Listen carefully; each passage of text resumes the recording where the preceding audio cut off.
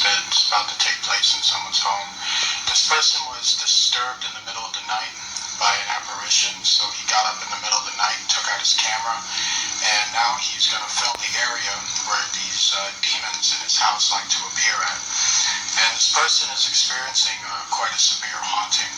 And so right now we're going to show you some of the things he's doing. And right now, he's in a state where he's terrified, he's paranoid, he can hear voices in the house and things like that. And he can hear somebody running up the stairs. And so now he's basically aiming the camera and he's looking directly at it. And so right now he's standing in a paranoid state. He's very, very afraid. He keeps pointing at the wall because he feels there's something near the wall. And he just keeps pointing at it and pointing at it. And now he's slowly trying to negotiate the stairs because he's afraid to go up them. And if you take a very good look at the door that he's aiming at, you'll notice that it's opening and now it's closing. And that freaks him out. And he realizes that there is an evil spirit, which is now standing at two places. So now, let's go back to that just a little bit here, because this is very important for you to understand something. Okay, so what you just saw here, which is quite eerie, this is the demon that's been haunting him in his home. And it appears like a little girl, basically. And you're probably wondering, why does it do that? Is it the ghost of a dead little girl? Is it, a spirit that's been in the house that died violently and now it's decided to wreak havoc on all the owners that decide to live in there? Absolutely not. It is a real, genuine demon in disguise as a ghost. And these are one of the things they like to appear at. You notice they appear a lot in the corners of people's homes. And that has a lot to do with the fact that the corners of people's homes are pretty much angled to a lot of energy or portal energy that's around the home. They seem to like to enter that way to get an overview of the surroundings that they're in. And you notice that it appears in two different places at once. First it'll appear here, and now you're noticing it's appearing in another place, which is right in his kitchen area. This is because he has more than one spirit in his home. And these spirits will like to appear as the same person just to fool a person and also really play games with the person. There are spirits that can appear in two places at once, so you can have to factor that in too. But the thing is, mostly it's the fact that when there's a haunting going on in someone's home, there's always more than one spirit. There's more like several of them. And they all will, very much converge on an area and continue to haunt that person very physically. So right now he's freaking out. And the funny thing is that when he panned the camera toward that area, he didn't even see it. And only the camera caught it. But he didn't actually catch it right at the specific moment. That has a lot to do with the fact that demons can appear at light sources. And a camera is a light source. So it basically is like shining a mirror back on them. And so that's why it can be picked up on camera a lot better than it can on the naked eye. Okay, so what we're having here with this particular gentleman right here is the fact that he got some really dumb advice from a witch in regards to how to deal with the hauntings that are in his home. So basically he got this idea for automatic handwriting where he is going to get this evil spirit to write on a piece of paper what this evil spirit wants from him. And this is what he's explaining. And first of all, I want to say to all of you, do not ever try anything like that. In fact, if you're being haunted in your home, do not take advice from occultists, because occultists know why you're being haunted. Any advice they give you will only escalate the haunting. It'll make it worse. And that's what you're about to see with this guy. This guy got advice for automatic writing, and so he's allowing this demon even more access to haunt him, and so you're going to see what's about to happen to him. So right now, this is what he's preparing for. He's got a pen out and a piece of paper, and he's going to write down some questions of what he wants the demon to answer for him. And what you're seeing right now is exactly what I don't want any of you doing. Do not ever do this. It's a bad, bad idea. And you're you're only inviting trouble in your life by doing this. The Bible calls this actually a form of fortune telling, if you will, to commune with the demon for understanding. It's a form of sorcery, is what automatic writing is. He doesn't know that. He's pretty innocent to that. He's still caught in the world. He's kind of a new age guy. So he's kind of relying on, some of his occult friends to explain this for him. So now we're going to see some of these horrible things that is about to happen to him. Right now he's being haunted. He just woke up being haunted. So there's activity going on in his kitchen. So he's aiming it at that area. He can feel something horrible in his kitchen. And now you're seeing the door opening up and closing. So take a very good look at that. Let that ride there.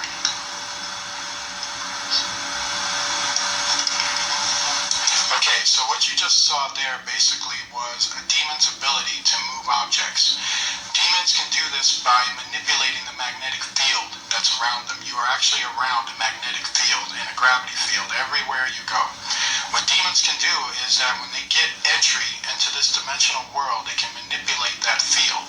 And when they do that, they can move objects in your room. And so that's what it's doing there. It can do this in two ways. It can appear and move an object or remain invisible and remove an object. And they usually like to remain invisible when they do it. Why? Because it plays with your mind. It drives fear into you.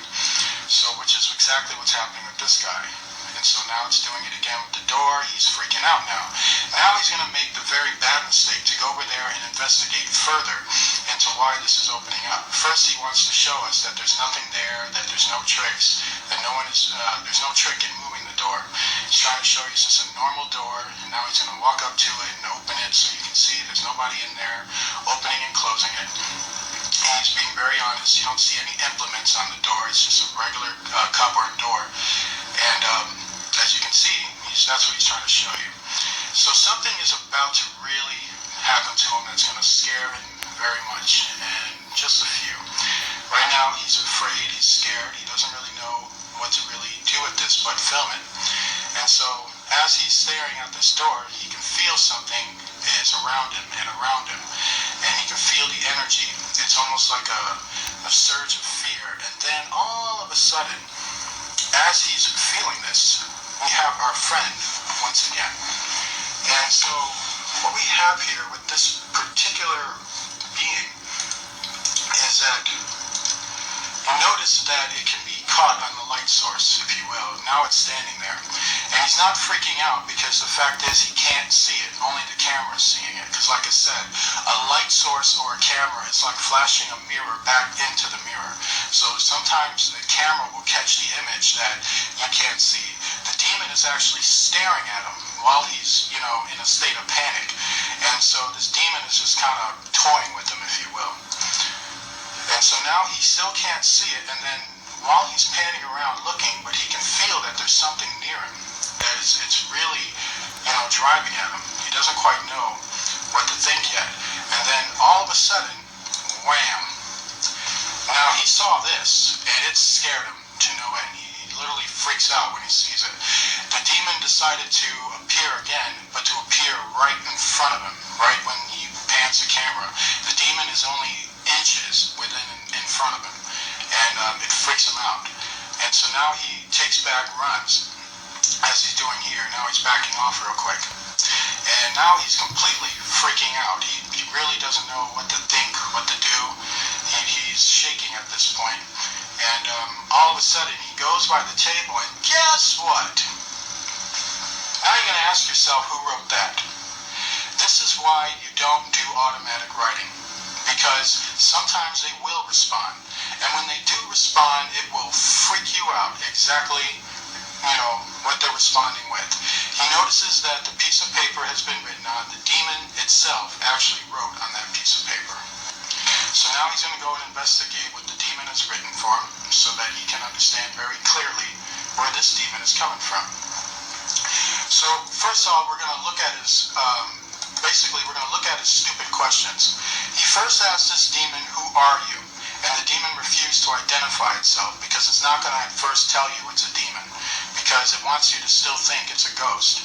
But then he asked the second question, "What do you want?" And then this demon responds, "Die." Point blank. The only answer it gave him was die. These witches thought it was a good idea for him to do automatic writing because he said that these will resolve his answers and it'll help the spirit to be friendly with him. Well, does this look like friendly to you? This is why you do not mess around with automatic handwriting. You don't mess around with this. This demon is basically telling him, I want you to go die. That's what it wants. It wants him to just simply die. Okay, so we're going to show you footage of another haunting involving a man who made the foolish decision to try automatic writing. And he's still being haunted. He's still being terrified. So right now it's the middle of the night for him. His partner is away. And right now he is about to be terrified by something that is consistently waking him up with loud banging sounds in the morning. And he's about to become face to face to what he's been terrifying him.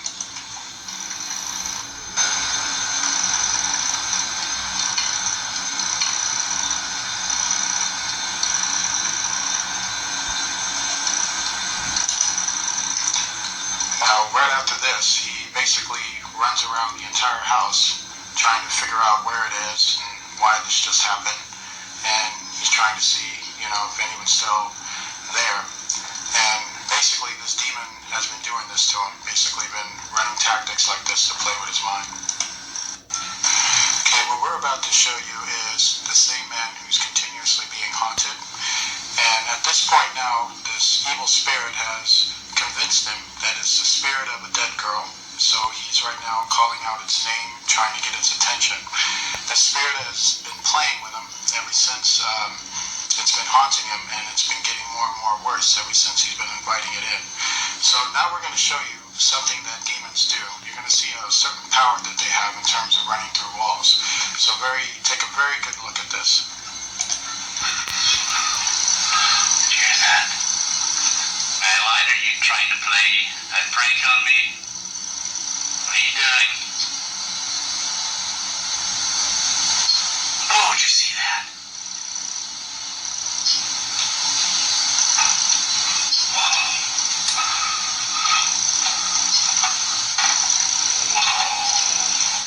She ran through that damn door. That's crazy.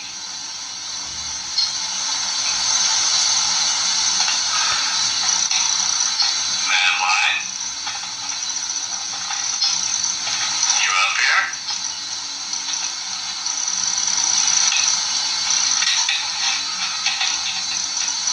Okay. The clock's on the floor. She doesn't like time, I guess. Crazy. Absolutely insane. Madeline, you here? Can you show yourself? Can you show yourself to the camera? Can you? Can you show yourself to the camera? Madeline? You here?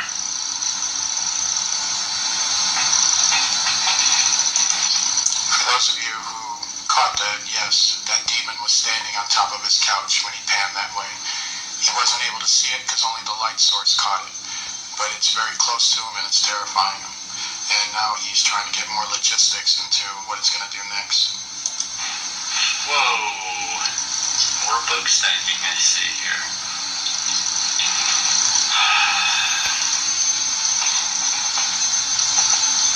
Weird stuff going on.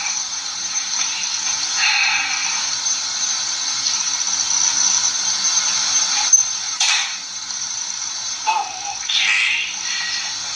That was weird. Okay, what we're about to show you right now is, first off, don't ever do what this guy is going to do. This guy has also been getting terrified. He's been getting haunted. It's the same gentleman who thought that doing automatic writing was a good idea.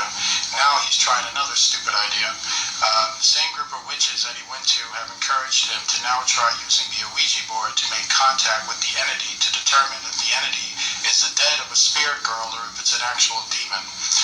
And so what these witches are doing are pretty much playing with them, trying to get him to invoke more problems in his life. So what he's about to do is a real dumb idea. Using a Ouija board is to make contact with an evil spirit. He's inviting an evil spirit not to just haunt you, but also to even enter you, to come inside of you. And so right now he's about to do something really stupid, and he's about to realize just how bad it is. You're going to catch him at a moment right now. He's very scared. He just woke up in the middle of the night being terrified and haunted. He grabbed his camera and decided to do this trick to see if it would work, which is about to make his problems even worse. Holy crap out of me. I've been neglecting to try and find out more about her. And since she's been so nuts tonight, I think it would be a great night tonight to actually try and communicate with her. So I went a couple weeks ago on Ouija board, and I haven't used it until tonight. And a lot of you guys can get mad at me for doing this, but I have to know who this is I'm dealing with because it's really freaking me out. I drew a protective circle around myself, around the Ouija board, a protective circle around me here holding the camera. So hopefully they'll protect me from anything that might happen. And hopefully she'll answer some of these questions and let me know what is happening. Okay, I'm getting myself together. First question. Spirit, are you here with us? Let's go, Jess. Let's go, Jess. Let's go.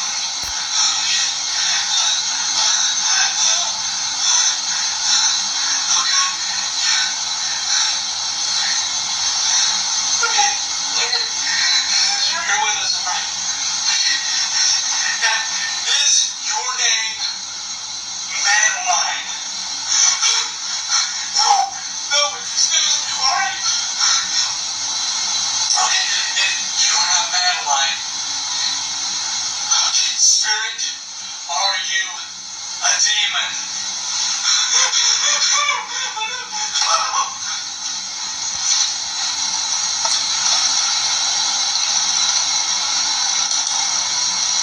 You should never ever try this at home, at all.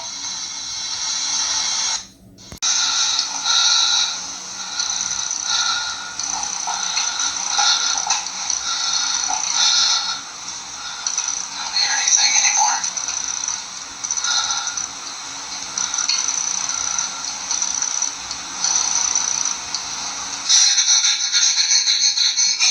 Rebuke in Jesus' name.